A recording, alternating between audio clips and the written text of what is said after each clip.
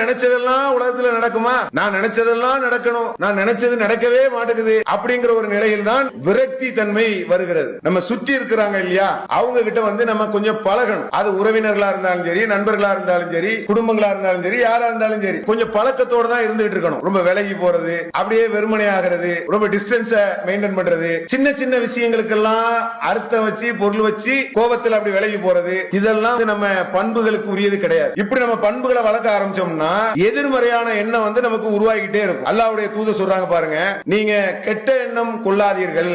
கெட்ட எண்ணம் கொள்ளாதீங்கன்னா என்ன அர்த்தம்? நெகட்டிவாவே சிந்திக்காதீங்க. இப்படி இருக்குமோ, இதுக்காக தான் இவன் இப்படி சொல்லியிருப்பானோ, ஏன் இன்னைக்கு இவன் சிரிக்கல, ஏன் இன்னைக்கு ஆள் ஒரு மாதிரி ஓடிட்டான், அப்படி ஒரு ஆள் மீது எவ்வளவு எண்ணங்களை நம்ம வைக்கிறோம். அந்த எண்ணங்களை எப்படி நம்முடைய உள்ளத்துல சேர்த்து வச்சிருக்கிறோம். அவன் என்ன பார்க்கல, பேசல, நானும் பேச மாட்டேன். நெகட்டிவ் எண்ணங்கள் வரக்கூடாதுங்கிறத நபிகள் நாயகம் ஸல்லல்லாஹு அலைஹி வஸல்லம் அவர்கள் அல்லாஹ்வுடைய தூதர் சொல்றாங்க. நீங்கள் கெட்ட எண்ணம் கொள்ளாதீர்கள், கெட்ட எண்ணம் கொள்வதுதான் பொய்யை பேச வைக்கும். துருவி துருவி நீங்கள் ஆய்வு செய்யாதீர்கள். அவங்களுடைய குடும்ப பின்னணி, அவங்களுடைய சூழல், அவங்களுடைய நல்லது கெட்டது, அப்படி துருவி துருவி ஆய்வு செஞ்சுக்கிட்டே இருக்க கூடாது.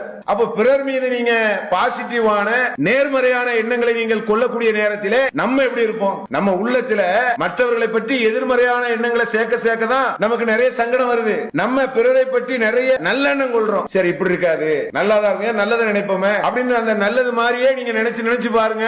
நீங்க உலகத்துல அவ்வளவு நிம்மதியா இருக்கலாம், மிக நிம்மதியா பயணிச்சுக்கிட்டு போய்கிட்டே இருக்கலாம். இஸ்லாம் நமக்கு இந்த தத்துவங்களை